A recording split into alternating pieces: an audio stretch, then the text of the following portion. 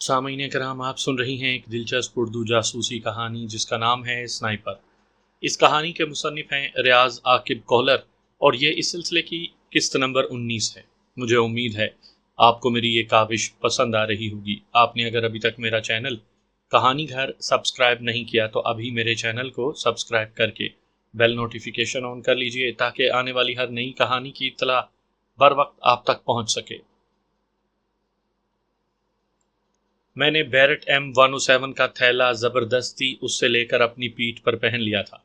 मेरे पास कबील खान के आदमियों से छीनी हुई क्लाशनकोफ थी, जबकि उसने अपनी क्लाशनकोफ उठाई हुई थी। स्नाइपर राइफल से चलते फिरते फायर करना मुश्किल होता है। क्लाशनकोफ असाल्ट राइफल है, उससे बरस्ट और सिंगल राउंड फायर किए जा सकते हैं। इस वजह से हरकत में रहते हुए इसका इस्तेमाल बेहतरीन रहता है। गो हमारे पास ब्रेटा और ग्लॉक जैसे बेहतरीन पिस्तौल भी मौजूद थे, लेकिन पिस्तौल हमेशा करीब की लड़ाई में अच्छे रहते हैं और कारकर्दगी में क्लाशनकोफ पिस्तौल से कहीं बेहतर होती है। ये और बात है कि एक ग्लॉक पिस्तौल की कीमत से कई क्लाशनकोफें खरीदी जा सकती हैं। नीचे उतरते हुए एकदम हमारे सामने एक शख्स दरख्तों के झुंड से बरामद हुआ। पलवशा ने क्लाशनकोफ सीधी की ही थी कि मैंने चीख कर कहा, ठहरो। वो एकदम रुक गई। दरख्तों के झुंड से बरामद होने वाला आदमी भी हमें देखकर परेशान हो गया था। वो मुकामी आदमी ही था। पलवशा ने उससे इस जगह के बारे में दरियाफ्त किया और उसके जवाब देने पर पूछने लगी, विश्राम गांव यहाँ से कितनी दूर है? वो दूर एक पहाड़ी की जानिब इशारा करते हुए बोला, उस पहाड़ की दूसरी जानिब विश्राम है, यहाँ से 10-12 किलोमीटर फासला होगा। मैंने पूछा, यहाँ कोई अजनबी अफराद आपने देखे हैं? हाँ, कुछ लोग हमारे गांव में आए थे। और वो एक लम्हा रुक कर वो हमसे नजरें चुराते हुए बोला, किसी को तलाश कर रहे थे। एक गहरा सांस लेते हुए पलवशा मेरी जानिब मुतवज्जा हुई। इसका क्या करें? मैं बेचारगी से बोला, एक बेगुनाह आदमी का हम क्या कर सकते हैं? कहीं बांध देते हैं। इस मर्तबा उसने उर्दू में कहा। उसके मुंह से अंग्रेजी और उर्दू बहुत ही प्यारी लगती थी। मेरे होंठों पर खिलती हंसी देखकर वो बुरा मनाते हुए बोली, क्या गलत बोली हूँ? नहीं, मैंने नफी में सर हिलाकर उर्दू में कहा, इतने प्यारे अंदाज में ना बोला करो, मेरी नजर लग जाएगी। वो क्या कहते हैं, एक तो लहजा इस कदर शीरी और फिर बोलती भी उर्दू हो। मेरी बात सुनते ही उसके होंठों पर खूबसूरत मुस्कुराहट खिल गई। झूठ बोलना कब से सीख लिया है? क्या ये झूठ था? अब बुरा मनाने की बारी मेरी थी। नहीं, उसने शोखी भरे अंदाज में कहका लगाया, मैं सच में हूँ इतनी प्यारी? अच्छा ऐसा है, इसे यूं ही छोड़ देते हैं। ये ना हो बंदे बंदे पूरा ही हो जाए। ठीक है। इस बात में सर हिलाते हुए वो उस अजनबी की जानिब मुतवज्जा हुई। तुम्हारे लिए बेहतर तो यही होगा कि किसी को हमारे बारे में ना बताना। दूसरों की दुश्मनी में टांग अड़ाने वाले अमूमन घाटे में रहते हैं। किसी को नहीं बताऊंगा जी। वो फौरन पलवशा से मुत्तफिक हो गया। जाओ। उसे सर के इशारे से जाने का कहकर वो मेरे साथ आगे बढ़ गई। हम एक मरतबा फिर आगे रवाना हो गए थे। इसी दौरान मुझे आई कॉम में एक बंदे की घबराई हुई आवाज़ सुनाई दी। वो करम खान के लाश मिलने की बाबत कमांडर को बता रहा था। वो जगह उन्होंने हमें तलाश करने के लिए घेरी थी। हम तो उन्हें ना मिल सके, अपने साथी की लाश उन्हें मिल गई थी। चंद मिनट के बाद उन्हें दूसरी 2 लाशें भी मिल गई थी। वो कमांडर किसी दूसरे कमांडर को ये बात बता रहा था कि हम उसके घेरे से निकलकर आगे बढ़ चुके हैं। इसके साथ उसने 2-3 गांव के नाम लेकर कहा था कि हम उनमें से किसी एक जानिब जा सकते थे। उनमें विश्लाम गांव का नाम भी शामिल था।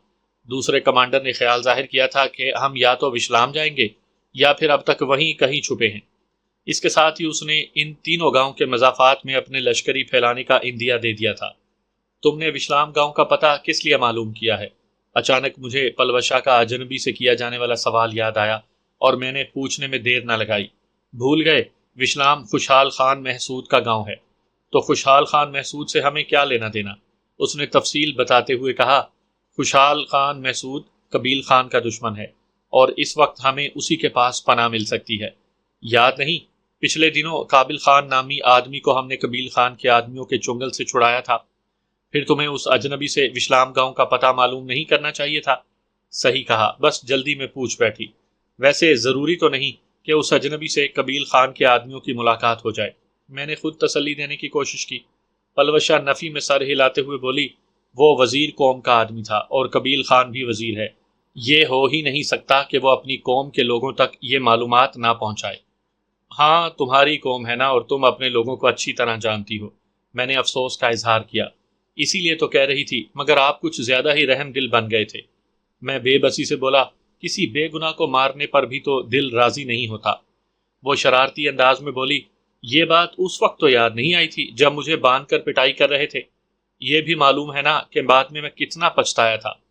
پچھتاتے تو بعد میں آپ کا رویہ ایسا نہ ہوتا۔ یہ بتاؤ، کیا اس کے بعد تمہاری کسی بات سے انکار کیا تھا؟ کیا تمہیں جانے دیا؟ حالانکہ سردار تمہیں جانے کا کہہ چکا تھا۔ جو چیز مانگی تمہارے حوالے کی کہ نہیں؟ ثقلین خان کی شادی میں بھی تمہارا مکمل ساتھ دیا کہ نہیں؟ اور اچھا بس بس، سب معلوم ہے مجھے۔ قطع کلامی کرتے ہوئے اس نے جذبات سے لبریز لہجے میں کہا، آپ کی ایک ایک حرکت یاد ہے کہ آپ نہ چاہتے ہوئے بھی مجھے اتنی اہمیت دیتے رہے، بظاہر بیزاری ظاہر کرتے رہے اور چھپ چھپ کر مجھے گھورتے رہتے تھے۔ پلوشے، یاد رکھنا، اگر تم نے بھی مجھے چھوڑ دیا تو اس بار میں زندہ نہیں رہ پاؤں گا۔ بکواس نہ کیا کریں، سمجھے؟ میرا ہاتھ اپنی جانب کھینچ کر وہ بے ساختہ مجھ سے لپٹ گئی تھی۔ کیا ایسا ممکن ہے کہ میں اپنے راجو کو چھوڑ کر چلی جاؤں؟ ممکن تو نہیں ہے، لیکن اپنی بدبختی سے ڈرتا ہوں۔ اس کے ماتھے پر مہر محبت ثبت کرتے ہوئے میں نے آہستہ سے اسے خود سے جدا کیا کہ ہم ابھی تک خطرے کی حدود سے باہر نہیں نکلے تھے۔ میرے ساتھ قدم بڑھاتے ہوئے پر اعتماد لہجے میں بولی، مقدر میرے اللہ پاک سے بڑا نہیں ہے۔ میں نے اللہ پاک سے آپ کو مانگا ہے اور وہی مقدروں کا بنانے والا ہے۔ اس کے اعتماد پر میں نے مسکرانے پر اکتفا کیا تھا۔ یہ تو مجھے پہلے دن سے معلوم تھا کہ میں اسے اچھا لگتا ہوں، لیکن اسے اتنا زیادہ پیار اور عزیز ہوں، اس بارے میں مجھے اندازہ ابھی ہو رہا تھا۔ یہی وجہ تو تھی کہ وہ ہر وقت مجھے چھیڑتی رہتی، مذاق مذاق میں اپنے رشتے کا ذکر چھیڑ بیٹھتی، بے تکلف ہو کر میری گود تک میں بیٹھ جاتی۔ نالے میں اتر کر ہم نشیب ہی میں چلتے ہوئے اس پہاڑی کی جانب روانہ ہو گئے جس کے دوسری جانب وشلام گاؤں موجود تھا۔ 4:30 ہونے والے تھے، 2.5-3 گھنٹوں کے بعد اندھیرا چھا جانا تھا۔ ہم اندھیرے میں زیادہ محفوظ طریقے سے سفر کر سکتے تھے، اور یہی بات میں نے فوراً پلوشا کو کہہ دی تھی۔ اگر کسی سے راستے میں مڈ بھیڑ ہو گئی تب چھپنے کا سوچیں گے۔ مجھے بھی اس کا مشورہ معقول لگا تھا۔ وشلام گاؤں کی پہاڑی عبور کرتے ہوئے ہم مزید محتاط ہو گئے تھے۔ پہاڑ کی بلندی پر پہنچنے تک سورج مغربی جانب جھکتے ہوئے پیلا ہو چلا تھا۔ اس پہاڑی کے دامن میں ایک کھلا میدان تھا۔ گو اس جگہ کو بالکل ہموار تو نہیں کہا جا سکتا تھا، پھر بھی گھر بنانے کے لیے بہت موزوں جگہ تھی۔ یہی وشلام گاؤں تھا۔ وہاں درخت نہ ہونے کے برابر تھے، البتہ گاؤں سے باہر چاروں طرف موجود پہاڑوں پر کافی گھنے جنگلات موجود تھے۔ قبیل خان کے آدمی وشلام گاؤں کے بہت زیادہ قریب نہیں جا سکتے تھے، کیونکہ وشلام گاؤں کے محسود انہیں دیکھ لیتے تو ان کے درمیان جنگ چھڑ جانی تھی۔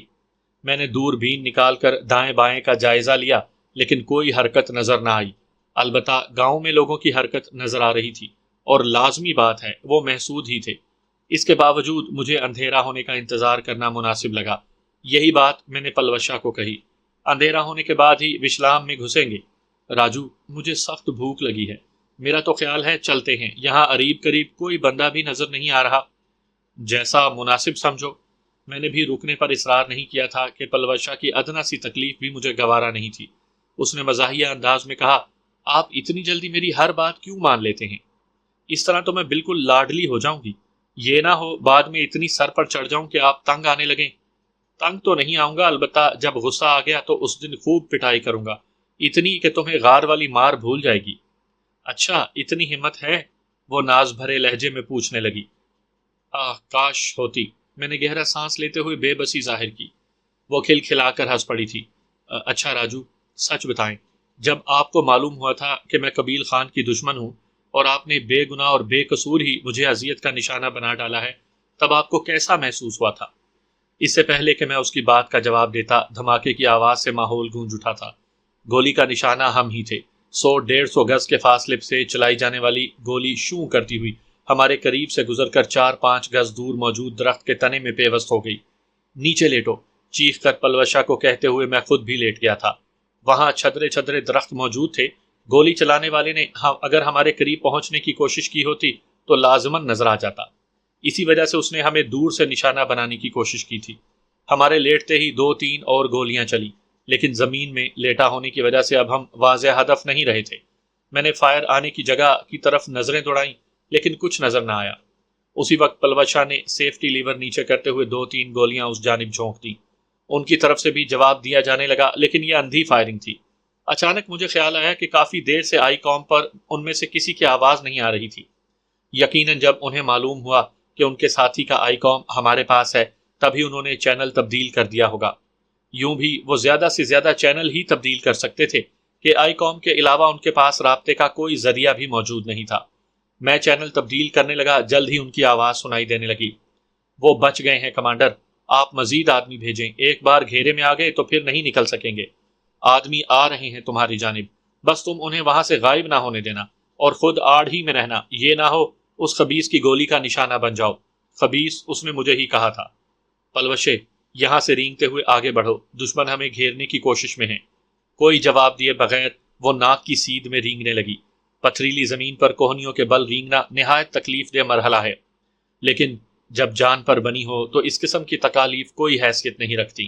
مخالف مسلسل اس جگہ کو نشانہ بنائے ہوئے تھا۔ ایک موٹے تنے والے درخت کے قریب پہنچ کر میں تنے کی آڑ لے کر اٹھ بیٹھا۔ شام کا ملگجا اندھیرا چھا چکا تھا، لیکن فی الحال دکھاؤ میں کوئی خاص فرق نہیں پڑا تھا۔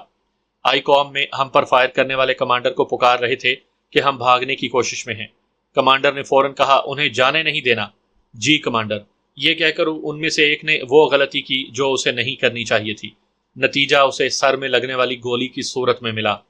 میرے لیے 100 گز کے فاصلے سے ہدف کے سر میں گولی مارنا روٹی کا نوالا کھانے سے بھی آسان تھا۔ ساتھی کے گرتے ہی دوسرے نے ایک دم فائر کھول دیا، لیکن اتنی عقل مندی اس نے ضرور دکھائی تھی کہ اپنا سر اور باقی جسم آڑ کے پیچھے ہی چھپائے رکھا تھا۔ پلوشا نے زمین پر لیٹ کر ان کی طرف 2-3 فائر جھونک دیے تھے۔ میں نے ایسا کرنے کی ضرورت اس لیے بھی محسوس نہیں کی کہ بغیر ہدف کے نظر آئے گولی چلانا میری فطرت نہیں تھی۔ اپنے محترم استاد راؤ تصور کے فرمان کے مطابق میں ایک گولی کے بدلے ایک دشمن گرانے کا قائل تھا، ورنہ ٹریگر سے انگلی پرے ہی رکھتا تھا۔ پلوشا البتہ سنائپر نہیں تھی، اس لیے اپنی ایک میگزین وہ یوں ہی ہوا میں جھونک چکی تھی۔ دشمن کا فائر رکتے ہی ہم دونوں اسی درخت کی آڑ لے کر جھکے جھکے وہاں سے دور ہٹنے لگے۔ 15-20 گز کے فاصلے پر موجود دوسرے درخت کی آڑ میں بیٹھ کر میں نے مڑ کر دیکھا، مگر مخالف وہیں لیٹا ہوا کمانڈر کو اپنے ساتھی کے مرنے کی بابت بتا رہا تھا۔ کمانڈر، سخی جان کو گولی لگ گئی ہے، بچ تو گیا ہے نا؟ کمانڈر نے پریشانی سے پوچھا۔ سر میں گولی لگی ہے، اس مرتبہ اس نے جھجکتے ہوئے جواب دیا۔ تم الو کے پٹھوں کو بتایا بھی ہے کہ اس خبیث کو موقع نہ دو، مگر یہ بات تمہاری سمجھ میں اس وقت آتی ہے جب تمہارا سر باقی نہیں رہتا۔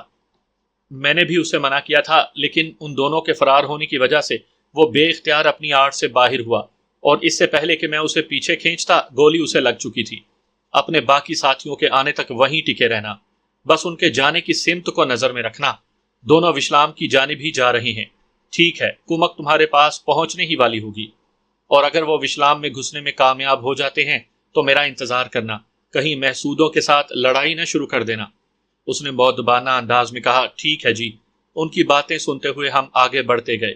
جو ہی دشمن اور ہمارے درمیان جھاڑیوں کا جھنڈ آیا، ہم اٹھ کر بھاگ پڑے۔ ہمیں تو یہ بھی معلوم نہیں تھا کہ دشمن کی مدد کس جانب سے آنا تھی۔ اترائی کی وجہ سے ہماری رفتار کافی تیز تھی۔ 15-20 منٹ دوڑنے کے بعد ہم ایک دم درختوں کی حد سے نکل کر کھلی جگہ پر آئے۔ سامنے ہی مکانوں کا سلسلہ شروع ہو رہا تھا۔ ابھی ہم پہلے مکان کے قریب پہنچے ہی تھے کہ دیوار کے عقب سے 4 آدمی ہاتھوں میں ہتھیار تھامے باہر نکلے۔ خبردار، اپنے ہاتھ اوپر کر لو، ان میں سے ایک کرخت آواز میں بولا۔ میں نے گہرا سانس لیتے ہوئے پلوشا کی جانب دیکھا۔ مدھم پڑتی روشنی میں مجھے اس کے چہرے پر چھائے اطمینان بھرے تاثرات نے چونکا دیا تھا۔ مجھے کوئی جواب دینے کے بجائے وہ مسلح افراد کو مخاطب ہوئی۔ ہم دوست ہیں اور مدد مانگنے آئے ہیں، پہلے اپنا تعارف کرواؤ۔ اس مرتبہ بھی اس نے بات کی جس نے ہمیں للکارا تھا۔ ہمارا تعارف سردار خوشحال خان کا ماموزاد بھائی قابل خان محسود کروائے گا۔ آ جاؤ۔ اس مرتبہ اس کے لہجے میں پہلے والی تندی غائب تھی۔ ہم اپنے ہتھیار کندھے سے لٹکا کر ان کے قریب ہو گئے۔ مجھ سے مسافہ کر کے انہوں نے پلوشا کی جانب بھی مسافے کے لیے ہاتھ بڑھایا۔ وہ بے تکلفی سے تمام لوگوں سے مسافہ کرنے لگی۔ اس سے پہلے بھی بغیر کسی جھجک کے مردوں سے مسافہ کیا کرتی تھی، لیکن نامعلوم اس وقت مجھے اس کا یوں مسافہ کرنا بہت زیادہ برا لگا تھا۔ پلوشا ان سے مسافہ کر کے میرے قریب ہوتے ہوئے بولی، آپ کو چوٹ تو نہیں لگی ہے نا؟ میں کوئی جواب دیے بغیر خاموش رہا۔ مجھے ابھی تک اس کا مسافہ ہضم نہیں ہو رہا تھا، حالانکہ اس سے پہلے وہ مردوں میں ناچتی بھی رہی تھی، اور لڑکے کا بھیس اپنانے کی وجہ سے ہر کسی سے بے تکلف ہو کر مسافہ بھی کر لیتی تھی، لیکن اس سب کے باوجود مجھے بہت برا محسوس ہو رہا تھا۔ پلوشا کو بھی میری خاموشی ظاہر ہو گئی تھی۔ راجو، کیا بات ہے؟ میرا ہاتھ تھامتے ہوئے اس نے دھیمے لہجے میں پوچھا۔ اس بار بھی میں کوئی جواب دیے بغیر خاموش رہا۔ اوئے راجو، کیا اتنا اعتبار نہیں ہے اپنی پلوشے پر؟ اس کی آواز سرگوشی میں ڈھل گئی تھی۔ کہتے ہیں محبت کرنے والے بغیر بتائے ایک دوسرے کے احساسات جان لیتے ہیں، اور میرے دل کی بات جانتے ہوئے اس نے اس مقولے کو سچا ثابت کر دیا تھا۔ اچھا، آئندہ کسی سے بھی ہاتھ نہیں ملاؤں گی۔ میزبانوں کی پرواہ کیے بغیر اس نے میرا ہاتھ کھینچ کر مجھے روک لیا تھا۔ اس کے لہجے میں شامل تشویش سے مجھے خوشی ہوئی تھی۔ ہمارے میزبانوں کے ہونٹوں پر مسکراہٹ دوڑ گئی تھی۔ ان میں سے ایک دبی زبان میں دوسرے ساتھی سے کہنے لگا، لڑکا ہو کر لڑکیوں کی طرح بات کر رہا ہے۔ اس کی آواز میرے کانوں تک پہنچ گئی تھی۔ میں نے اسے نظر انداز کرتے ہوئے پلوشے کو مخاطب ہو کر کہا، پاگل نہ بنو، میں بالکل بھی خفا نہیں ہوں۔ وہ جذباتی لہجے میں بولی، کہا تھا نا میری غلطیوں اور کوتاہیوں کو معاف کرتے رہنا، اور خدارا اس طرح نظر انداز نہ کیا کرو، میرا سانس رکنے لگتا ہے۔ پاگل نہ ہو، چاہت بھرے انداز میں کہتے ہوئے میں اسے بازو سے پکڑ کر ساتھ چلانے لگا۔ ہمارے میزبان پھر رہنمائی کے لیے آگے بڑھ گئے۔ وہ سیدھا ہمیں خوشحال خان کی وسیع بیٹھک میں لے گئے تھے۔ قبیل خان کے آدمیوں کے ساتھ ہمارے فائرنگ کے تبادلے کی وجہ سے وہ اس وقت بیٹھک ہی میں موجود تھا۔ چند اور افراد بھی بیٹھک میں بیٹھے تھے، جبکہ ہمیں لانے والوں نے صورتحال معلوم کرنے کے لیے جنگل کی طرف روانہ کیے تھے، جنہیں ہم راستے میں مل گئے اور وہ ہمارے ساتھ ہی واپس مڑ آئے تھے۔ بیٹھک کے وسیع صحن میں چاروں اطراف میں چارپائیاں رکھی ہوئی تھی۔ میں نے جاتے ہی خوشحال خان اور حاضرین محفل سے مصافحہ کیا۔ پلوشا البتہ ایک جانب خاموشی سے کھڑی رہی۔ اس کی طرف سے پہل نہ ہوتی دیکھ کر کسی نے بھی از خود اس سے ہاتھ ملانے کی کوشش نہیں کی تھی۔ ہمیں لانے والوں میں سے ایک آگے ہو کر خوشحال خان کو بتانے لگا کہ ہم اس کے ماموزاد بھائی قابل خان کے دوست ہیں اور فائرنگ کرنے والے ہم ہی ہیں۔ بیٹھیں۔ خوشحال نے ہاتھ کے اشارے سے ہمیں ایک خالی چارپائی پر بیٹھنے کا اشارہ کیا۔ ہمارے بیٹھتے ہی وہ مستفسر ہوا، آپ لوگ ہمارے علاقے میں کیوں فائرنگ کر رہے تھے؟ میرے خیال میں چونکہ قبیل خان کے آدمی تلاشی لینے کے لیے وشرام گاؤں میں نہیں آئے تھے، اس لیے خوشحال خان کو اصل صورتحال معلوم نہیں تھی، بلکہ قبیل خان کے آدمی اگر وہاں آتے بھی تو کسی نے انہیں گاؤں کی تلاشی لینے کی اجازت نہیں دینی تھی۔ فائرنگ ہم نے نہیں، قبیل خان کے آدمیوں نے کی ہے۔ ہم نے تو اپنے بچاؤ کے لیے جوابی فائرنگ کی ہے۔ اس نے معنی خیز لہجے میں پوچھا، معاملہ کیا ہے؟ دوسرا دن ہے، قبیل خان وزیر کے آدمی آس پاس کے علاقوں میں کسی کو ڈھونڈتے پھر رہے ہیں، بلکہ اب تو انہیں جہاں خان کے لشکری کہا جائے گا۔ وہ قبیل خان کے قاتل کو تلاش کرتے پھر رہے ہیں۔ تو آپ لوگوں پر انہوں نے غلطی سے گولیاں چلائی ہیں؟ میں اطمینان سے بولا، نہیں، خیر غلطی تو نہیں کہہ سکتے کہ ہم دونوں ہی قبیل خان کے قاتل ہیں۔ کیا؟ اس بار اس کے لہجے میں حیرانی تھی۔ جی ہاں، اصل بات تو یہی ہے۔ تو آپ لوگ یہاں کیا لینے آئے ہیں؟ پناہ، اس نے فوراً انکار کرتے ہوئے کہا۔ میں قبیل خان کے قاتلوں کو پناہ دے کر ایک نئی جنگ نہیں چھیڑ سکتا، اس لیے آپ لوگ کھانا وغیرہ کھا کر تشریف لے جائیں۔ قبیل خان آپ کا بھی تو دشمن تھا۔ پلوشا نے پہلی مرتبہ زبان کھولی۔ بچے، آپ ان باتوں کو رہنے دیں، آپ کا بڑا بات کر رہا ہے نا۔ پلوشا کو کم سن لڑکا سمجھتے ہوئے خوشحال خان نے اس کی بات کو درخور اعتنا نہیں جانا تھا۔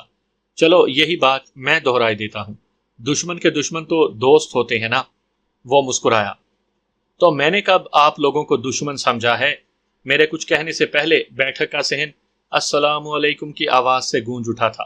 آنے والا قابل خان تھا، وہی قابل خان جس کی جان ایک مرتبہ ہم دونوں نے بچائی تھی۔ صحن میں جلتی ٹیوب لائٹس کی روشنی میں اس نے ہمیں پہچاننے میں دیر نہیں لگائی تھی۔ وہ فوراً بخیر بخیر کہتے ہوئے ہاتھ پھیلاتے ہوئے ہماری جانب بڑھا۔ میں نے اٹھ کر اسے معانقہ کرتے ہوئے اس کے کان میں سرگوشی کرتے ہوئے کہا، میرا ساتھی لڑکا نہیں لڑکی ہے، اس لیے اس سے ہاتھ وغیرہ ملانے سے گریز کرنا۔ وہ حیرانی سے بڑبڑایا، عجیب بات ہے، بہرحال ٹھیک ہے۔ مجھ سے معانقہ کر کے وہ خوشحال خان کی طرف متوجہ ہوا۔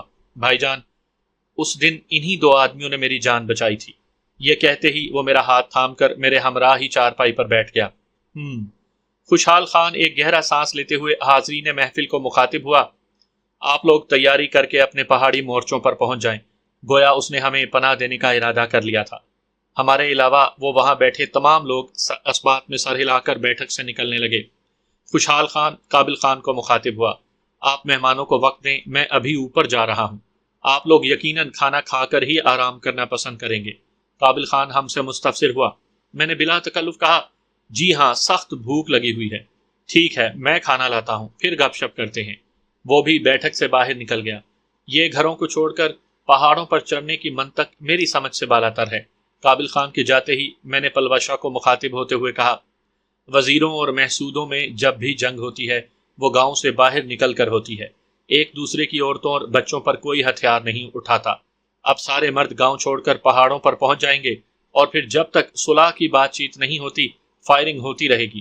میں نے پوچھا، گویا جہاں داد خان ہماری بازیابی کے لیے ضرور لڑائی کرے گا۔ اگر اس نے لڑائی نہ چھیڑی تو یہ لوگ واپس گھروں میں آ جائیں گے، لیکن ایک بات یقینی ہے کہ جب تک ہم یہاں ہیں یہ ہم پر کوئی حرف نہیں آنے دیں گے، البتہ تمام قتل ہو گئے تو علیحدہ بات ہے۔ میں نے پریشانی بھرے لہجے میں کہا، ویسے یہ بہت غلط ہوگا اگر ہماری وجہ سے دو قبیلوں میں جنگ چھڑ جائے۔ آپ فکر نہ کریں، یہ یہاں معمول کی بات ہے، اور پھر وقتی طور پر یہاں پناہ لینا ہماری مجبوری تھی، ورنہ جس انداز میں جہاں داد نے ہمیں پکڑنے کے لیے اپنے لشکر کو تمام علاقے میں پھیلایا ہوا ہے، مجھے ڈر تھا کہ ہم نے پکڑے جانا تھا۔ میں اسبات میں سر ہلا کر خاموش ہو گیا۔ وہ میرا دایاں ہاتھ اپنے دونوں ہاتھوں کے بیچ میں لے کر سہلانے لگی۔ پرمشقت زندگی گزارنے کی وجہ سے اس کے ہاتھ عام عورتوں کی طرح ملائم تو نہیں تھے، اس کے باوجود اس کے ہاتھوں میں ایک کشش اور جادو چھپا تھا۔ ایک لمحہ خاموشی کے بعد اس نے محبوبانہ انداز میں پوچھا، قابل خان کو میرے لڑکی ہونے کے بارے میں بتلا رہے تھے؟ ہاں، کیونکہ میں نہیں چاہتا تھا کہ میرے بعد وہ تم سے بھی گلے ملنے لگ جائے۔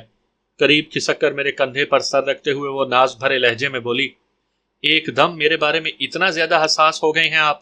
اپنی چیز کے بارے میں حساس ہونا پڑتا ہے، میں تو پہلے دن ہی سے آپ کی تھی، بس آپ ہی جان چھڑانے کی کوششوں میں تھے۔ جان چھڑانا پڑتی ہے میری جان، کسی لڑکی سے تعلق اس چیز کا نام نہیں ہے کہ بس اس کے خوبصورت بدن سے لذت کشیدگی کی جائے۔ یہ تو مغربی اور مادر پدر آزاد معاشرے کی سوچ ہوتی ہے۔ اسلام میں تو کسی لڑکی کو اپنانے کا فیصلہ کرنے کے بعد ایک مرد کو اس عورت کی ہر ضرورت کا کفیل بننا پڑتا ہے، اس کے دکھ درد اپنانے پڑتے ہیں، اس کا خیال رکھنا پڑتا ہے، دنیا کے ہر سرد و گرم سے اسے بچانا پڑتا ہے، اسے تحفظ دینا پڑتا ہے، زندگی گزارنے کی سہولیات دینا پڑتی ہیں، دنیا کی ہر مصیبت کے سامنے سینہ تان کر اسے پناہ دینی پڑتی ہے۔ تب جا کر مجھے تم سے محبت ہے جیسے مختصر فکرے کا حق ادا ہوتا ہے۔ مختصراً یہ کہ کسی لڑکی کو شریک حیات بنانے کا مطلب ذمہ داریوں کے لیے اپنا دامن کشادہ کرنا ہوتا ہے، اور یہ اتنا آسان تو نہیں ہوتا نا۔ وہ لاڈ بھرے لہجے میں پوچھنے لگی، مجھ جیسی لڑکی کے حصول کے لیے بھی یہ ذمہ داریاں نہیں سنبھالی جا سکتی؟ سنبھال تو لی ہیں چندا۔ ایک ہاتھ اس کے کاندھوں کے پیچھے سے لے جا کر میں نے اس کا بازو پکڑتے ہوئے اسے مزید اپنے قریب کیا۔ راجو، یوں ہی ہمیشہ میرے لاڈ اٹھاتے رہو گے نا؟ میری ناز برداری کرتے رہو گے نا؟ میرا خیال رکھتے رہو گے نا؟ کسی کو مجھ سے زیادہ اہمیت تو نہیں دو گے نا؟ میری غلطیوں کی کوتاہیوں کو معاف کرتے رہو گے نا؟ بتاؤ نا راجو۔ اس نے بھی اپنی باہیں میرے گرد لپیٹ دی تھی۔ ہاں راجے کی جان، جو قسم چاہے لے لو۔ مرد کی زبان سے بڑی بھی کوئی قسم ہوتی ہے کیا؟ خوشی سے سرشار لہجے میں کہتے ہوئے اس نے دوبارہ اپنا سر میرے کاندھے پر ٹیک دیا۔ اس وقت دروازے پر آہٹ ہوئی اور ہم جلدی سے سنبھل کر بیٹھ گئے۔ وہ قابل خان تھا، کھانے کے برتن اٹھائے اندر آ رہا تھا۔ معافی چاہتا ہوں، فی الحال تو جو پکا تھا وہی لے آیا ہوں، کل انشاءاللہ خصوصی طور پر آپ کی مہمان نوازی کریں گے۔ چکن کری کا بھرا ہوا ڈونگا دیکھتے ہی میں نے مسکرا کر کہا، اس سے اچھا اور کیا کھلائیں گے بھائی؟ کھانے کے برتن ہمارے سامنے رکھتے ہوئے وہ وضاحت کرتا ہوا بولا، یہ تو روز مرہ کا کھانا ہے، آپ نے بھوکے ہونے کی اطلاع دی ہے تبھی جلدی میں یہی اٹھا لایا، ورنہ مہمان کے لیے تو کچھ خصوصی ہی پکایا جاتا ہے۔ جزاک اللہ۔ روٹی کا نوالا توڑتے ہوئے میں نے خلوص دل سے کہا۔ اس نے پانی کا بھرا جگ ہمارے قریب رکھتے ہوئے کہا، آپ لوگ کھانا کھائیں، میں چائے لے کر آتا ہوں۔ چونکہ میں نے اسے پلوشا کے لڑکی ہونے کے بارے میں بتلا دیا تھا، اسی وجہ سے وہ وہاں نہیں بیٹھنا چاہ رہا تھا۔ میں نے کہا، لیکن چائے دودھ والی لانا۔ ٹھیک ہے، کہتے ہوئے وہ بیٹھک سے نکل گیا اور ہم کھانے پر ٹوٹ پڑے۔ ہمارے کھانے سے فارغ ہونے تک وہ چائے لے آیا تھا۔ ہم بمشکل ہی چائے پی سکے تھے کہ سردار خوشحال خان دو دراز قامت محافظوں کے ساتھ بیٹھک میں داخل ہوا۔ قابل خان، اپنے مہمانوں کو اندر کمرے میں لے جاؤ، جہاں داد خان چند منٹ تک خود یہاں پہنچنے والا ہے۔ جی بھائی، قابل خان سعادت مندی سے بولا، جبکہ میں اور پلوشا اپنا سامان اٹھا کر خود بخود کمرے کی جانب بڑھ گئے تھے۔ قابل خان نے زبردستی ہمارے ہاتھوں سے سامان تھاما اور آگے بڑھ کر کمرے کا دروازہ کھول دیا۔ آپ یہاں بیٹھیں اور خود اپنے کانوں سے دونوں سرداروں کی بات چیت سن لیں۔ میں نے کہا، قابل خان، کوئی ایسا طریقہ نہیں ہو سکتا کہ آپ ہمیں حفاظت سے کہیں اور منتقل کر دیں تاکہ دونوں قبیلوں کے درمیان خواہ مخواہ ہونے والا جھگڑا روکا جا سکے؟ قابل خان نے خفگی بھرے لہجے میں جواب دیا، دوبارہ ایسا نہ کہنا بھائی، اگر دونوں قبیلوں کے درمیان جھگڑا چھڑا بھی تو اس کی وجہ جہاں داد خان ہوگا۔ اتنا تو اسے معلوم ہونا چاہیے کہ قبائلی اپنے مہمانوں کی حفاظت کرنا جانتے ہیں۔ نہیں، میرا مطلب یہ نہیں تھا۔ آپ ہر قسم کے مطلب کو رہنے دیں بھائی۔ قابل خان نرمی سے مسکراتا ہوا باہر نکل گیا۔ تھوڑی دیر بعد ہی جہاں داد خان اپنے محافظوں کی میت میں وہاں پہنچ گیا تھا۔ وہ ایک دراز قامت شخص تھا۔ لمبی گھنگریالی زلفیں اور گھنی مونچھوں نے اس کے چہرے کو کافی پر روب بنا دیا تھا۔ اس کے محافظ بھی اسی کی طرح دراز قامت اور مضبوط جثے والے تھے۔ اس کے سر پر رکھی ہوئی سفید کوراکلی ٹوپی اور کالی سیاہ واسکٹ اس کی وجاہت میں اضافہ کرتی تھی۔ وہ آمنے سامنے چار پائیوں پر بیٹھ گئے تھے۔ گفتگو کی ابتدا جہاں داد خان ہی نے کی تھی۔ قد و قامت کی طرح اس کی آواز بھی کافی بھاری اور پر روب تھی۔ سردار خوشحال خان، ہمارے دو مجرم وشلام گاؤں میں چھپے ہوئے ہیں اور ہم انہی کو پکڑنے آئے ہیں۔ یقیناً آپ اس ضمن میں ہم سے تعاون کریں گے۔ سردار جہاں داد خان، جب ایک قبائلی سردار کسی کو پناہ دیا کرتا ہے تو وہ یہ نہیں دیکھتا کہ پناہ گزین مجرم ہے یا بے گناہ۔ وہ بس اپنے پاس مدد کی درخواست لے کر آنے والے شخص کی مدد کرتا ہے۔ اور جہاں تک تعلق ہے ان افراد کا جو ابھی تھوڑی دیر پہلے یہاں پہنچے ہیں، تو وہ پناہ گزین نہیں بلکہ میرے محسن ہیں، اور محسنوں کی حفاظت کی جاتی ہے، انہیں قتل نہیں کروایا جاتا۔ وہ دونوں میرے بھائی قبیل خان کے قاتل ہیں، اور دونوں قبائل کے درمیان ہونے والا امن معاہدہ اس بات کا متقاضی ہے کہ آپ ہمارے مجرموں کو پناہ نہ دیں۔ ایسی باتوں سے معاہدے ٹوٹ جایا کرتے ہیں، اور میں نہیں چاہتا کہ ایسی چھوٹی سی بات پر ہمارا معاہدہ بھی باقی نہ رہ پائے۔ جہاں داد خان کے لہجے میں ایک بڑے قبیلے کا سردار ہونے کا زام ابل رہا تھا۔ اس کی باتوں کے پس پردہ واضح دھمکی شامل تھی کہ اگر خوشحال خان اس کے دشمنوں کو اس کے حوالے نہیں کرے گا تو وہ وشلام پر حملہ کر دے گا۔ خوشحال خان ٹھہرے ہوئے لہجے میں بولا، کیا امن معاہدے میں کوئی ایسی شک شامل تھی کہ کسی بھی آدمی کو پناہ دینے کے لیے ہم دوسرے قبیلے کی مرضی کے محتاج ہوں گے، یا اس سے پہلے غلام خیل کا سردار کسی کو پناہ دینے سے پہلے مجھے مطلع کیا کرتا تھا؟ بات کسی کو نہیں لالا، قبیل خان کے قاتل کو پناہ دینے کی ہو رہی ہے، اور یقیناً اگر ہم وشلام کے سردار کے قاتل کو پناہ دیتے تو آپ نے بھی ہم سے یہی مطالبہ کرنا تھا۔ تو کیا آپ ہمارے مطالبے پر اپنے پاس پناہ گزین کسی شخص کو ہمارے حوالے کر دیتے؟ خوشحال خان کے لہجے میں طنز کی بو صاف محسوس کی جا سکتی تھی۔ جہاں داد خان نے بے پرواہی سے کہا، کبھی ایسا موقع آیا تو تب دیکھا جائے گا۔ جہاں داد خان، آپ غلام خیل کے نئے سردار بنے ہیں، کم از کم قبیل خان کے کیے گئے فیصلوں کو نہ بھولیں۔ زیادہ عرصہ نہیں گزرا، سال ڈیڑھ پہلے ہی سردار قبیل خان ہمارے ایک دشمن کو پناہ دے چکا ہے، بلکہ وہ شخص آج بھی آپ کا لشکری ہے۔ ٹھیک ہے، میں وہ آدمی آپ کے حوالے کرنے کو تیار ہوں، آپ ہمارے دشمن ہمارے حوالے کر دیں۔ جہاں داد خان ہماری دشمنی میں اپنی قبائلی روایات کو پس پشت ڈالنے پر تیار ہو گیا تھا۔ یقیناً آپ کا فیصلہ ایک قبائلی سردار کی شان کے خلاف ہے۔ ہم نے اپنے دشمن کا مطالبہ اسی لیے قبیل خان سے نہیں کیا تھا کہ وہ کسی بھی صورت ہمارے دشمن کو نہ لوٹاتا۔ اور یاد رکھنا جہاں داد خان، قبائلی سردار جب کسی کو پناہ دیتا ہے نا، تو ہر سود و زیاں کو پس پشت ڈال کر دیتا ہے۔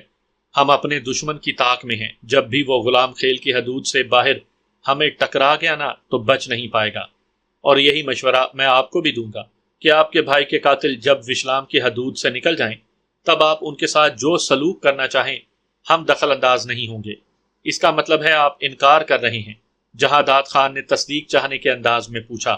سردار جہاں داد، یقیناً آپ کا یہ سوال ایک قبائلی سردار کی شان سے بعید ہے۔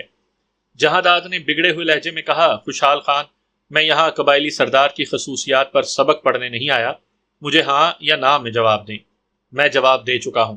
خوشحال خان نے اس کی غصے کی ذرا بھی پرواہ نہیں کی تھی۔ جہاں داد نے غصے بھری نگاہ خوشحال خان پر ڈالی اور کھڑا ہو گیا۔ اس نے اپنے سامنے پڑے قہوے کی پیالی اور خشک میوہ جات کی ٹرے کو ہاتھ بھی نہیں لگایا تھا۔ چند لمحے اسے گھورنے کے بعد وہ غضبناک لہجے میں بولا، خوشحال خان، یاد رکھنا اس سب کے ذمہ دار آپ ہوں گے۔ خوشحال خان نے سلجھے ہوئے لہجے میں جواب دیا، جہاں داد خان، ہر آدمی اپنے فعل کا جواب دے خود ہی ہوتا ہے۔ میں صرف قبائلی روایات کا پاس رکھ رہا ہوں، اور الحمدللہ میں اس بارے کسی بھی ثالث کا فیصلہ ماننے کو تیار ہوں۔ البتہ آپ کی طرف سے کسی بھی قسم کی کارروائی کا رد عمل ظاہر کرنا ہمارا بنیادی حق ہے، اور اس کی ذمہ داری یقیناً آپ پر ہوگی، نہ کہ ہم پر۔ جہاں داد خان نے مزید کوئی بات کیے بغیر بیرونی دروازے کی جانب قدم بڑھا دیے۔ اس نے خوشحال خان سے الوداعی مصافحہ کرنے کی بھی ضرورت محسوس نہیں کی۔ اب یہ یقیناً وشلام پر حملہ کرے گا۔ میں نے اپنے ساتھ سر جوڑے بیٹھی پلوشا سے تصدیق چاہی جو اس ساری کاروائی کو دیکھ رہی تھی۔ جہاں داد خان کے بیٹھک سے نکلتے ہی ہم دونوں پیچھے ہٹ کر چارپائی پر بیٹھ گئے۔ تھوڑی دیر بعد قابل خان اندر داخل ہوا۔ آپ لوگوں نے یقیناً غلام خیل کے نئے سردار کی گھٹیا باتیں سن لی ہوں گی۔ میں نے اس بات میں سر ہلایا۔ پلوشہ البتہ خاموش بیٹھی رہی۔ اب آپ لوگ آرام کریں، انشاءاللہ صبح ملاقات ہوگی۔ یہ الفاظ اس کے ہونٹوں پر تھے کہ کلاشنکوف کی تڑتڑاہٹ سنائی دی۔ کسی نے ٹریگر کو مکمل دبایا ہوا تھا اور اس وقت تک دبائے رکھا جب تک کہ میگزین خالی نہیں ہو گئی۔ میں نے سوالیہ نظروں سے قابل خان کی جانب دیکھا۔ وہ چہرے پر دھیمی مسکراہٹ سجاتے ہوئے بولا، یہ جہادات خان کی طرف سے اعلان جنگ تھا۔ میں نے پوچھا، یعنی اب وہ گاؤں پر حملہ کرے گا؟ نہیں، ہمارے ہاں مقابلہ صرف مردوں کے درمیان ہوتا ہے۔ اب اس کے بعد وہ وشلام گاؤں کے کسی بھی مرد کو گولی کا نشانہ بنا سکتے ہیں۔ اسی طرح ہم بھی جہادات کے کسی لشکری کو نشانہ بنا سکتے ہیں۔ البتہ نہ تو وہ وشلام گاؤں کی حدود میں داخل ہوں گے اور نہ ہم غلام خیل میں داخل ہوں گے۔ اس لڑائی میں عورتیں، بچے اور بوڑھے مردوں کو کچھ نہیں کہا جاتا۔ ویسے یہ اصول قابل تعریف ہے۔ شاید یہ کہہ کر وہ جانے کے ارادے سے مڑا۔ میں نے جلدی سے کہا، میرا خیال ہے میں بھی آپ کے ساتھ چلتا ہوں۔ نہیں، اس وقت آپ کو کوئی ضرورت نہیں۔ فی الحال تو گاؤں کے زیادہ تر مرد پہاڑوں پر پہنچ کر مورچے بنانے میں لگے ہوئے ہیں۔ کچھ پرانے مورچوں کی مرمت کریں گے۔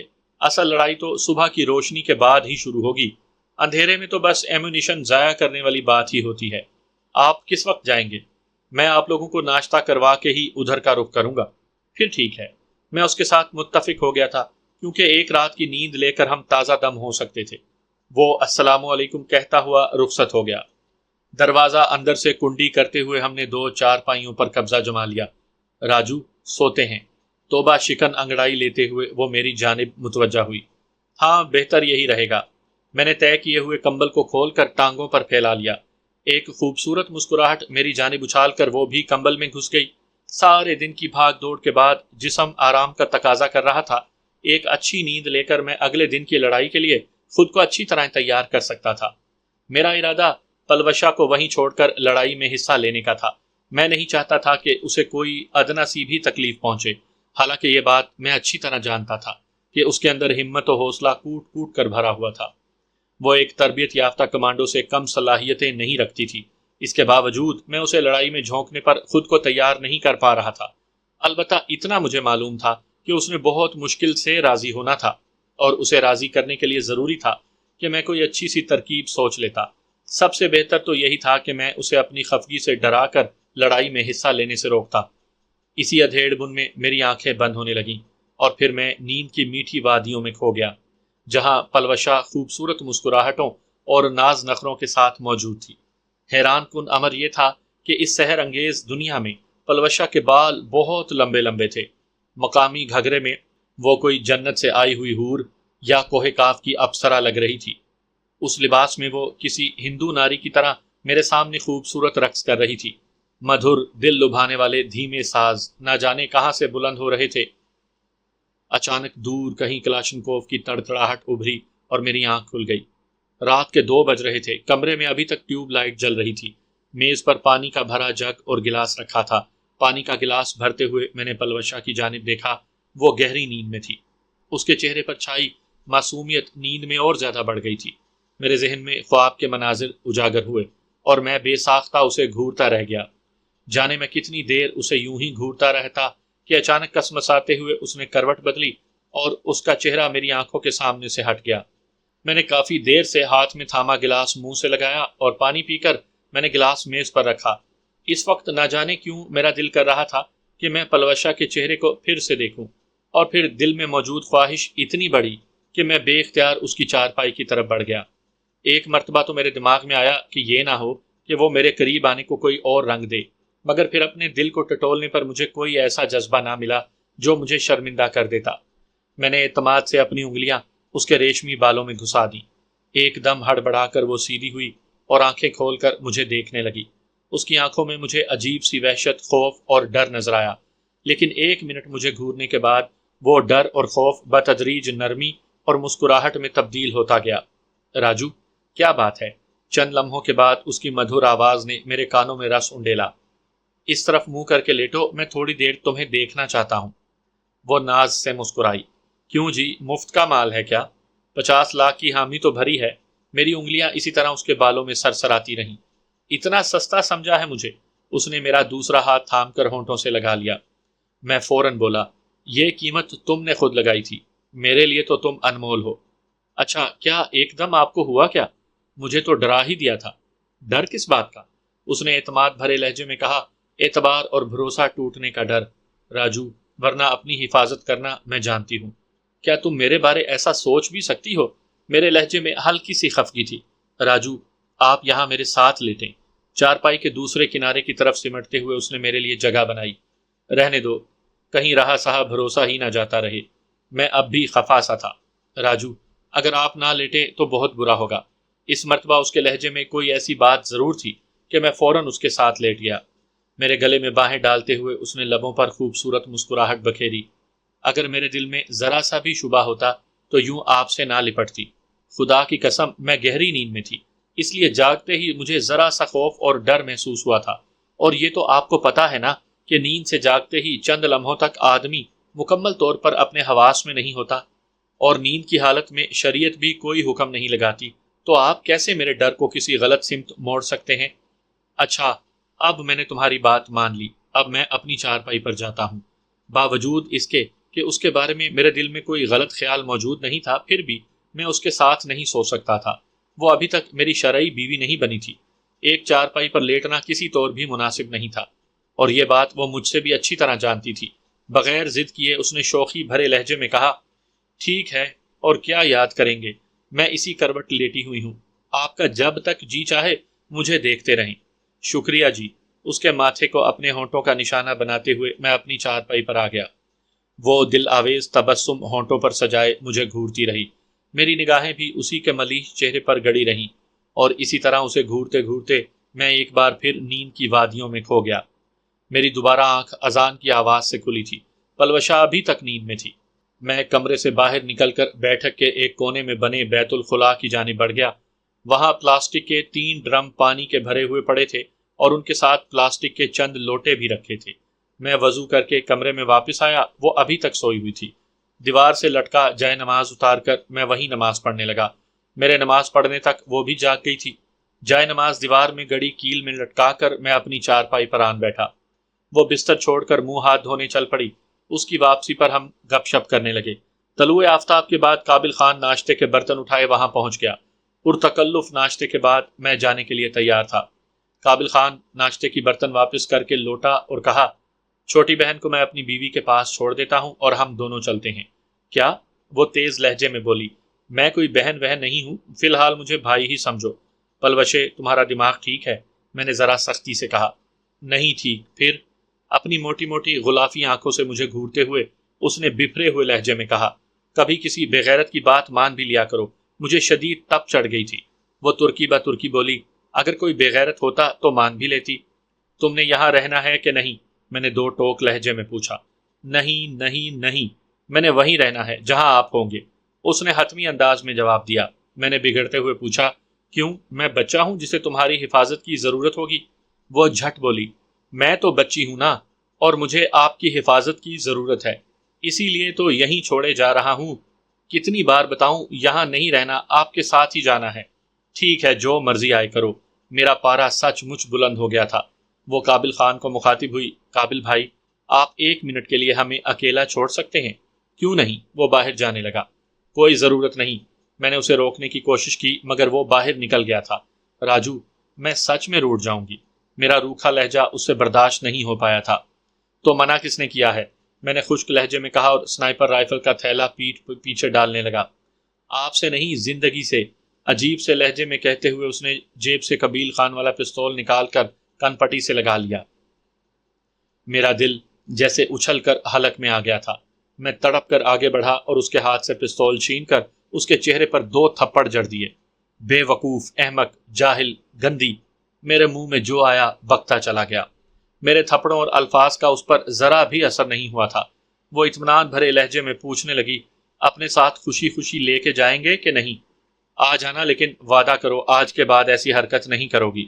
میں نے اسے کھینچ کر سینے سے لگاتے ہوئے خوف بھرے لہجے میں کہا، پہلے آپ وعدہ کریں کہ کبھی چھوڑنے کی بات نہیں کریں گے۔ میرے کندھے سے چہرہ رگڑتے ہوئے اس نے ایسے لہجے میں کہا جس میں کسی کے اپنا ہونے کا غرور شامل تھا، کب چھوڑنے کی بات کی ہے چندا؟ میں اسے زور سے اپنے ساتھ بھینچنے لگا۔ میں نے تو تمہاری حفاظت کے لیے کہا تھا، کہ اگر تم یہاں رہو گی تو وہاں میں تسلی سے لڑائی کا حصہ بن سکوں گا۔ راجو، میں موم کی گڑیا صرف آپ کے لیے ہوں، ورنہ یہ بات تو آپ بھی اچھی طرح جانتے ہیں کہ ایسے مراحل میرے لیے کوئی نئی چیز نہیں، اور جہاں تک تعلق ہے مرنے کا، تو موت کا وقت ٹلا تو نہیں کرتا، تو کیوں نہ جب موت آئے تو میں اپنے راجو کی باہوں میں ہوں۔ اس سے بڑی خوش قسمتی اور سعادت میرے لیے کیا ہو سکتی ہے؟ میرا خیال تھا کہ تم اتنی زیادہ ضدی اور ہٹ دھرم نہیں ہوگی، مگر میں غلط نکلا۔ اسے خود سے علیحدہ کرتے ہوئے میں بیرٹ M107 کے تھیلے کی ڈوریاں کندھے میں ڈالنے لگا۔ مجھے آپ کی باتوں سے اب بھی خفگی کی بو آ رہی ہے۔ سامان والا تھیلا اٹھاتے ہوئے اس نے بغور میرے چہرے کو دیکھا۔ اس کا معصومیت سے پر لہجہ سنتے ہوئے میرے منہ سے بے اختیار کہا نکل گیا۔ ہاں اب ٹھیک ہے۔ اس نے کلاشنکوف اٹھا کر کندھے سے لٹکا لی۔ میں نے بھی اپنی کلاشنکوف اٹھاتے ہوئے سنجیدہ ہو کر کہا، پلوشے، آئندہ مجھے ایسا موقع کبھی نہ دینا۔ کمینی، تم نے میرا سانس ہی نکال دیا تھا۔ معافی چاہتی ہوں، آئندہ ایسا نہیں ہوگا۔ وہ بھی ایک دم سنجیدہ ہو گئی۔ قابل خان بیٹھک کے صحن میں بچھی ہوئی چارپائیوں پر بیٹھا اپنی کلاشنکوف پر کپڑا مار رہا تھا۔ قبائلی حضرات اپنی صفائی سے زیادہ اپنے ہتھیار کی صفائی کا خیال رکھتے ہیں۔ خود کئی دن کے میلے کپڑے زیب تن کیے ہوئے ہوں گے، مگر ان کا ہتھیار خوب چمک رہا ہوگا۔ تو کیا فیصلہ ہوا؟ ہمیں کمرے سے برآمد ہوتا دیکھ کر وہ اٹھ کھڑا ہوا۔ وہی جو میں چاہوں گی، پلوشا نے شوخی بھرے لہجے میں کہا، اور قابل خان بے ساختہ ہنس پڑا۔ ذیشان بھائی، اس کا مطلب ہے آپ ہماری بہن سے ڈرتے ہیں۔ گہرا سانس لیتے ہوئے میں نے کہا، احمقوں سے ڈرنا ہی پڑتا ہے۔ بات تو 16 آنے صحیح کی ہے۔ کلاشنکوف کو کندھے سے لٹکا کر وہ بھی چلنے کے لیے تیار ہو گیا۔ اس کی میت میں چلتے ہوئے ہم بیٹھک سے باہر نکل آئے۔ اکا دکا فائر کی آواز سنائی دے رہی تھی۔ قابل خان نے ہاتھ میں کینوڈ کا سیٹ پکڑا ہوا تھا۔ یہ بھی آئی کام کی طرح وائرلیس سیٹ تھا۔ بیٹھک سے نکلتے ہی وہ اپنے آدمیوں کو ہمارے آنے کی اطلاع دینے لگا۔ میں 2 آدمیوں کے ساتھ اوپر آ رہا ہوں۔ اس نے اس انداز میں کہا تھا کہ اگر کوئی دشمن سن بھی لیتا تو اسے یہ معلوم نہ ہوتا کہ اس کے ساتھ ہم جا رہے ہیں۔ آ جائیں۔ ریڈیو سیٹ سے ایک نامانوس آواز ابھری۔ یقیناً وہ خوشحال خان کے لشکر کا کوئی کمانڈر تھا۔ بہتر ہوتا کہ آپ اپنا سامان یہیں چھوڑ دیتے، صرف ہتھیار ہی کافی تھے۔ قابل خان نے میری پیٹھ پر لادے تھیلے کی طرف اشارہ کرتے ہوئے کہا، اتنا وزن ساتھ پھرانے کا کیا فائدہ؟ میں نے ہنس کر کہا، یہ ہتھیار ہی ہے بھائی۔ یہ بھلا کون سا ہتھیار ہے؟ اس کے لہجے میں حیرانی تھی۔ یہ سنائپر رائفل ہے۔ اچھا، دور مار رائفل ہے۔ اس نے سمجھنے والے انداز میں سر ہلایا۔ بالکل صحیح سمجھے۔ اس نے جھجکتے ہوئے کہا، اچھا اگر برا نہ مانو تو ایک بات پوچھوں؟ پوچھو۔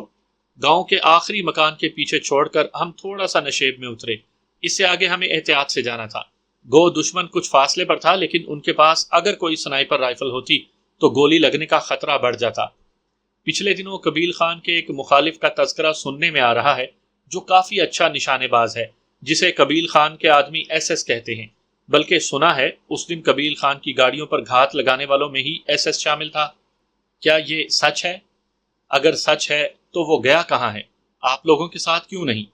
اس دن تو گھات لگانے والے ہم 2 ہی تھے، اور قبیل خان کی گاڑیوں کو ہم نے سڑک پر بارود لگا کر تباہ کیا تھا۔ اس کے علاوہ ہمارے پاس راکٹ لانچر بھی موجود تھا۔ جو گاڑی بارود سے بچ گئی اسے راکٹ لانچر سے اڑا دیا۔ میں نے بات کو ایک دم گول مول کر دیا تھا۔ یہ کہہ کر قابل خان نے مزید سوال سے گریز کیا تھا۔ نشیب سے گزر کر ہم نے ڈھلان پر قدم رکھے اور قریباً دوڑتے ہوئے جھاڑیوں کے قریبی جھنڈ میں گھس گئے۔ دوڑنے کی وجہ سے ہمیں جھاڑیوں کے عقب میں 2-3 منٹ رک کر اپنا سانس بحال کرنا پڑ گیا تھا۔ آکسیجن کی کمی کی وجہ سے اس علاقے میں سانس پھولنا ایک عام مسئلہ ہے۔ 2-3 منٹ ٹھہر کر ہم دوبارہ آگے بڑھ گئے۔ گاہے گاہے فائر کی آواز اس بات کا پتہ دے رہی تھی کہ دونوں قبیلے سرگرم تھے۔ قابل خان ہمارے رہنمائی کے لیے آگے تھا۔ قابل خان کے پیچھے میں نے جان بوجھ کر پلوشا کو رکھا تھا کہ عقبی جانب سے دشمن کی چلائی گئی گولیوں میں سے اسے اپنے جسم کی آڑ مہیا کر سکتا تھا۔ میری اس حرکت سے وہ بھی ناواقف نہیں تھی۔ اسی وجہ سے جب میں نے اسے آگے بڑھنے کو کہا تو وہ مجھے عجیب سی نظروں سے گھور کر رہ گئی تھی۔ ایسی نظریں جن میں غصے کے ساتھ فخر اور غرور اور اپنی اہمیت کا احساس بھرا تھا۔ جب سے ہم دونوں کے دل کی حالت ایک دوسرے کے سامنے کھل کر آئی تھی، میرے دل میں اس کی محبت بڑھتی جا رہی تھی۔ اتنی زیادہ محبت تو میں نے کبھی کسی کے ساتھ بھی نہیں کی تھی۔ اس سے پہلے رات کو لیٹتے وقت یا تنہائی میں ماہین کی بے وفائی کا غم مجھے بہت زیادہ بے چین کر دیا کرتا تھا۔ کبھی کبھی رومانا کی یاد بھی حملہ آور ہو جاتی۔ جینیفر بھی کسی نہ کسی صورت خیالوں میں آ دھمکتی۔ لیکن جو ہی پلوشا کے ساتھ اقرار کی منازل طے ہوئیں، وہ تینوں لڑکیاں میرے خیالات سے ایسی دور ہوئیں کہ اب ہر جانب فقط پلوشا ہی کا وجود چھایا تھا۔ یوں لگتا تھا جیسے پلوشا کو میں صدیوں سے جانتا ہوں، اور اس سے پہلے میری زندگی میں آنے والی لڑکیاں صرف سنگ میل کی حیثیت رکھتی تھی۔ میری اصل منزل تو پلوشا ہی تھی۔ درختوں اور پتھروں کی آڑ لے کر ہم اوپر پہنچے، جہاں داد خان کے لشکر نے اس علاقے کو چاروں طرف سے گھیرا ہوا تھا۔ سب سے قریب وہ شمال کی جانب والی پہاڑی تھی، جنوبی اور مغربی پہاڑیاں جہاں انہوں نے مورچے سنبھالے ہوئے تھے۔ وہ جگہ بہرحال اتنے فاصلے پر تھی کہ وہاں سے ہمیں گولی کا نشانہ نہیں بنایا جا سکتا تھا۔ شمالی جانب سے وہ کافی قریب تھے، اور مشرقی جانب بھی ان کے بندے کسی سنائپر رائفل سے ہمیں نشانہ بنا سکتے تھے۔ جہاں داد کی حکمت عملی یہی تھی کہ چاروں طرف خوشحال خان پر دباؤ بڑھا کر اسے ہتھیار ڈالنے پر مجبور کرے، یا کم از کم خوشحال خان ہمیں جہاں داد خان کے حوالے کرنے پر مجبور ہو جائے۔ اس کے ساتھ ہی اس نے گویا ہمارے فرار کی راہیں بھی مسدود کر دی تھی۔ اوپر جا کر ہمیں پتہ چلا کہ وشلام کے ایک آدمی کے بازو پر گولی لگی تھی۔ زخمی کو وہ ابھی نیچے لے جا رہے تھے۔ میرے دل میں پچھتاوے کی ایک ہلکی سی لہر اٹھی۔ ہمارے حصے کی گولی اس غریب کو لگ گئی تھی، بلکہ خوشحال خان کے جس آدمی کو بھی گولی لگتی وہ ہمارے حصے ہی کی گولی ہوتی۔ ہم دونوں قابل خان کی میت میں ایک مورچے کے اندر آ کر بیٹھ گئے۔ پشت پر لدے تھیلے اتار کر ہم نے کلاشنکوفیں ہاتھ میں تھام لی تھیں۔ زیادہ تر مورچے پتھروں کو ترتیب سے رکھ کر بنائے گئے تھے۔ مورچوں کی شمالی اور شرقی جانب پتھروں کی آڑ بنائی گئی تھی، کیونکہ انہی اطراف سے دشمن کی گولی وہاں تک پہنچ سکتی تھی۔ چند آدمی جنوبی اور غربی جانب نگران تھے کہ اس جانب سے جہاں داد خان کے آدمیوں کے آگے بڑھنے کی صورت میں وہ اپنے ساتھیوں کو بر وقت مطلع کر سکتے تھے۔ البتہ وہاں تک گولی اتنی آسانی سے نہیں پہنچ سکتی تھی کہ دونوں پہاڑیوں کے درمیان فاصلہ زیادہ بن رہا تھا۔ قابل خان ہمیں وہاں بٹھا کر اپنے اور دشمن کی جگہوں کے بارے تفصیل سے بتانے لگا۔ چند منٹ تک ہمیں علاقے سے واقفیت دلانے کے بعد وہ ہمیں محتاط رہنے کی تاکید کر کے خوشحال خان کے مورچے کی جانب بڑھ گیا۔ وہ خوشحال خان کا دست راست تھا، اور یقیناً خوشحال کو اس کے مشوروں کی ضرورت تھی۔ میں نے اس کے ساتھ خوشحال خان کے پاس کی ضرورت اس لیے محسوس نہیں کی تھی کہ ایک تو اس نے مجھے ساتھ چلنے کی دعوت نہیں دی تھی، دوسرا مجھے بھی خوامخواہ بڑا بننے کا شوق نہیں تھا، اور سب سے بڑھ کر میں قبائلیوں کے طریقہ جنگ سے کوئی خاص واقفیت نہیں رکھتا تھا۔ دیکھو، اکیلے بیٹھ کر کوفت زدہ ہوتے رہتے، اب اتنا حسین ساتھی پاس موجود ہے، اس کو دیکھ کر دل بہلاتے رہو۔ قابل خان کے تھوڑا دور جاتے ہی پلوشا نے شرارت بھرے لہجے میں کہا۔ عجیب لڑکی تھی، برملا اپنی تعریفوں پر شروع ہو جاتی۔ اپنی خوبصورتی اور حسن پر ہر لڑکی کو فخر و غرور ہوتا ہے، لیکن زیادہ تر لڑکیاں ایسی ہوتی ہیں جو چاہتی ہیں کہ ان کا چاہنے والا ان کی تعریف کرے۔ بذات خود وہ اپنے کو جھوٹ موٹ عام سی شکل و صورت کی لڑکی کہہ کر چاہتی ہیں کہ ان کا محبوب انہیں جھٹلاتے ہوئے ان کی تعریف میں رطب اللسان ہو جائے، جبکہ یہاں ایسی کوئی بات نہیں تھی۔ پلوشا بڑے دھونس سے خود کو پیارا اور خوبصورت کہتی، اور اس کا ایسا کہنا مجھے بہت زیادہ مسرور کر دیتا تھا۔ تمہیں خوبصورت کس نے کہا ہے؟ میں نے منہ بناتے ہوئے پوچھا۔ وہ شوخی سے بولی، بھول گئے؟ رات کے 2 بجے نیند سے جگا کر کیا فرما رہے تھے کہ میں اپنا خوبصورت سا چہرہ آپ کی جانب موڑ لوں تاکہ آپ اپنی پیاسی نظروں کو سیراب کر سکیں۔ میں نے اسے چھیڑتے ہوئے کہا، مذاق کو بھی سچ سمجھ لیتی ہو؟ جی جی جی، میں جانتی ہوں وہ کتنا مذاق تھا۔ ذرا سی دھمکی کیا دی، جناب کی ساری اکڑ ہوا ہو گئی۔ اتنے ہی بہادر تھے تو مر جانے دیا ہوتا، تو کیا خوامخواہ تمہارے قتل کا الزام سر پر لے لیتا؟ میرے جواب دینے سے پہلے ہی شمالی جانب سے کلاشنکوف کے مسلسل گرجنے کی آواز آئی۔ خوشحال خان کے آدمی بھی فائر کا جواب دینے لگے۔ قابل خان جھکے جھکے ہمارے مورچے کے قریب سے گزرا اور میری جانب دیکھتے ہوئے کہا، ہمارا ایک اور آدمی زخمی ہو گیا ہے۔ زیادہ زخمی تو نہیں ہے؟ میں نے بے ساختہ پوچھا۔ وہ ہمارے مورچے سے تھوڑا آگے گزر گیا تھا، لیکن میری آواز اس تک پہنچ گئی تھی۔ رکے بغیر اس نے پیچھے مڑ کر دیکھتے ہوئے کہا، یہ تو اس کے پاس جا کر پتہ چلے گا۔ پلوشا گپے ہانکنا چھوڑ کر دوربین سے مشرقی جانب دشمن کی حرکت دیکھنے لگی۔ آڑ کے اوپر سے نہیں، دائیں جانب سے اس سمت کا جائزہ لو۔ اسے مورچے کی دیوار سے اوپر نکالتے دیکھ کر میں ٹوکے بنا نہ رہ سکا۔ اب ان میں کوئی راجا تو موجود نہیں کہ مجھے خوف محسوس ہو، اس نے مزاحیہ انداز میں کہا، لیکن اس کے ساتھ ہی اس نے اپنی حالت تبدیل کر لی تھی۔ ایک دم فائرنگ شدت اختیار کر گئی۔ پلوشا نے دوربین رکھ کر کلاشنکوف اٹھا لی اور اکا دکا فائر کرنے لگی۔ میں نے البتہ گولی چلانے کی ضرورت محسوس نہیں کی تھی۔ میری ہمیشہ سے یہ عادت تھی کہ میں گولی کو یوں ہی ضائع نہیں کیا کرتا تھا۔ ایک میگزین خالی کرنے کے بعد بھی وہ کلاشنکوف کو گود میں لے کر میرے پاس آن بیٹھی۔ اسی وقت ایک آدمی جھکے جھکے دوڑتا ہوا ہمارے مورچے کے قریب آیا اور ہاتھ میں پکڑی کپڑے کی ایک تھیلی میرے حوالے کرتا ہوا بولا، اس میں گولیاں ہیں، آپ لوگ اکا دکا فائر کرتے رہیں ورنہ دشمن ہم پر چڑھ دوڑے گا۔ میں تھیلی اس کے ہاتھ سے لیتے ہوئے پوچھنے لگا، زخمی کی حالت کیسی ہے؟ شکر ہے بچ گیا ہے، گولی اس کی گردن سے رگڑ کھاتی ہوئی گزر گئی۔ جہاں داد کا کوئی شخص بھی زخمی ہوا کہ نہیں؟ معلوم نہیں، ویسے اگر ہوا ہوتا تو گولی چلانے والے کو پتا ہوتا، اور ابھی تک ہمارے کسی فائرر نے یہ دعویٰ نہیں کیا۔ یہ کہہ کر وہ اگلے مورچوں کو ایمونیشن دینے کے لیے درختوں کی آڑ لیتا ہوا وہاں سے نکل گیا۔ پلوشا خالی میگزین اتار کر اس میں ایمونیشن بھرنے لگی۔ میری کلاشنکوف کی میگزین میں بھی ابھی چند گولیوں کی گنجائش موجود تھی۔ میں نے وہ میگزین مکمل بھرنے کے لیے پلوشا کی جانب بڑھا دی۔ دونوں میگزینیں بھر کر اس نے گولیوں کی تھیلی بند کر کے ایک جانب رکھ دی۔ ایک میگزین میری جانب بڑھا کر اس نے دوسری میگزین اپنے ہتھیار پر چڑھائی اور دوبارہ فائر کرنے کے لیے تیار ہو گئی۔ چندا، 1 منٹ میرے نزدیک آؤ۔ فائر کے لیے تیار ہوتا دیکھ کر میں نے اسے اپنے قریب بلایا۔ فائر کا ارادہ مؤخر کرتے ہوئے وہ میرے قریب آ بیٹھی۔ چندا، پتہ ہے فائر کرنے سے پہلے کچھ باتیں بہت ضروری ہوتی ہیں۔ گو تمہارے استادوں نے تمہیں اس بارے میں بتا دیا ہوگا، اس کے باوجود 2-3 باتیں میری بھی یاد رکھنا۔ میں تمہیں کافی دیر سے فائر کرتے ہوئے دیکھ رہا ہوں اور تم وہ غلطیاں کر رہی ہو۔ سب سے پہلی غلطی یہ ہے کہ ہر ہتھیار کے ٹریگر کے اندر تھوڑی سی لچک موجود ہوتی ہے، جسے پل آف سرفس کہتے ہیں، یعنی ٹریگر کو بالکل آہستگی سے دبایا جائے تو ٹریگر نرمی سے دبتا چلا جاتا ہے اور ایک جگہ پر آ کر رک جاتے ہیں۔ اس جگہ ہمیں ٹریگر پر تھوڑا زیادہ دباؤ ڈالنا پڑتا ہے تاکہ فائر ہو، اور اس وقت ہم ذہنی طور پر فائر کے لیے بالکل تیار ہو جاتے ہیں۔ ذہنی طور پر فائر کے لیے تیار ہونے کا نقصان کیا ہوتا ہے کہ فائر سے ہونے والے جھٹکے کو سہارنے کے لیے اپنے کندھے کو یا تو سخت کر دیتے ہیں یا جھٹکا سہارنے کے لیے کندھے کو آگے کی طرف بڑھاتے ہیں، اور رائفل کی شست اس ہلکی سی حرکت سے تبدیل ہو جاتی ہے۔ سر میں مارے جانے والی گولی یا تو چھاتی یا پیٹ میں لگتی ہے یا سر کے اوپر سے گزر جاتی ہے۔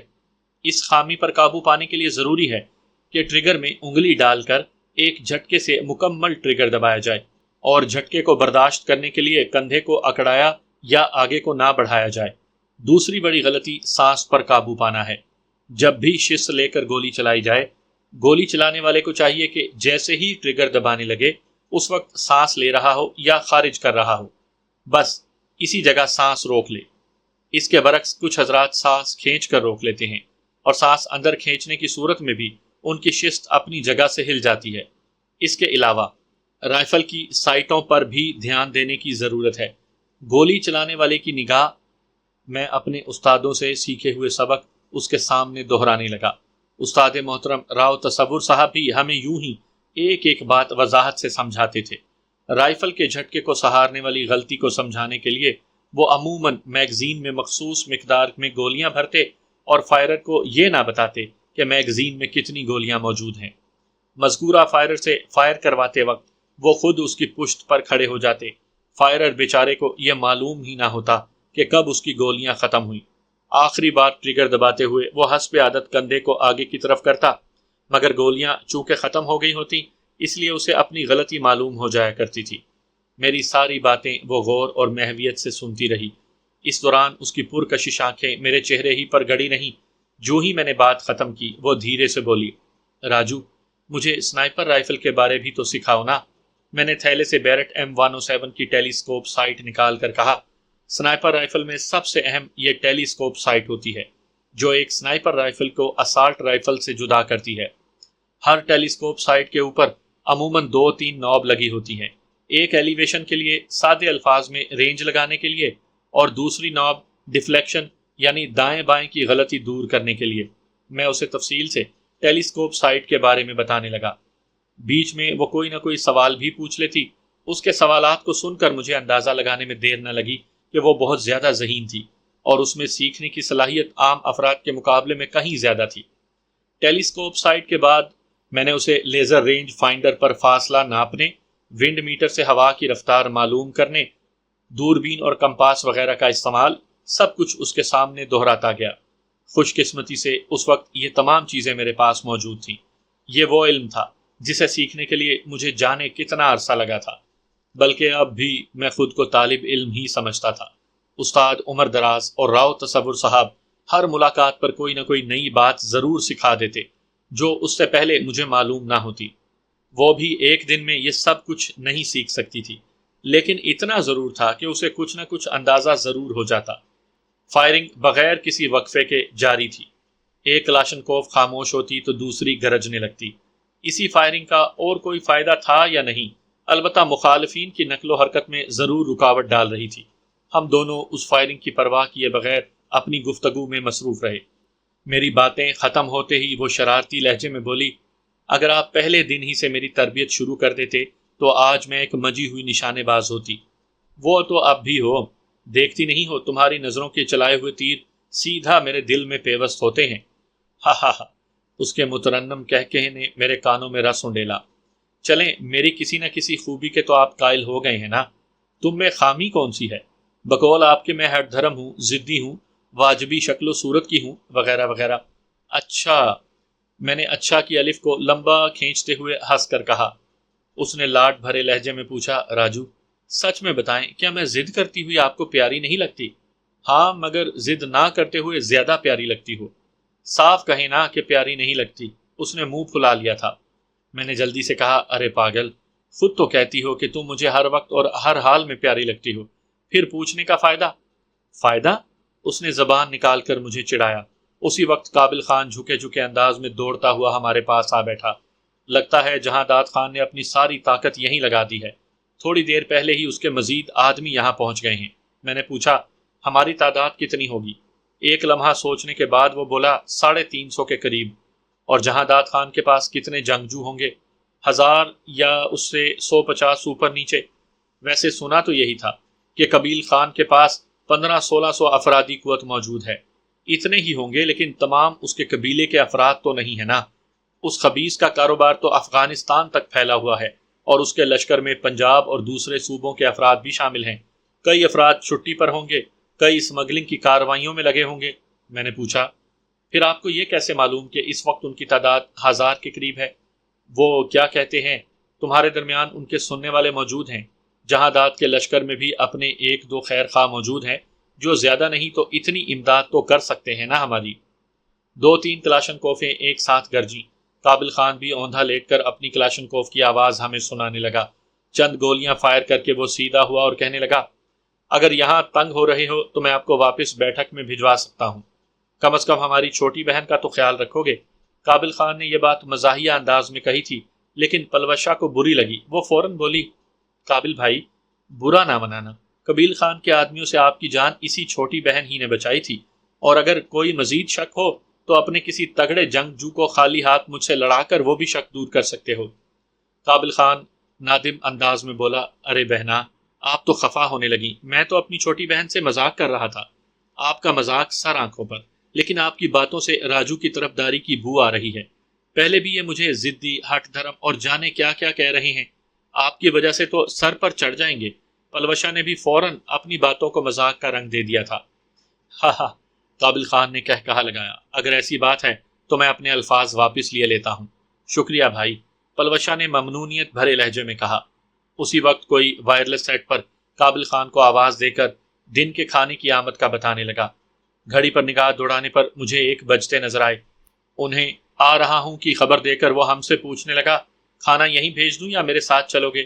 میرے کہنے سے پہلے پلوشا نے کہا، یہیں بھیج دیں، اور قابل خان سر ہلاتا ہوا رخصت ہو گیا۔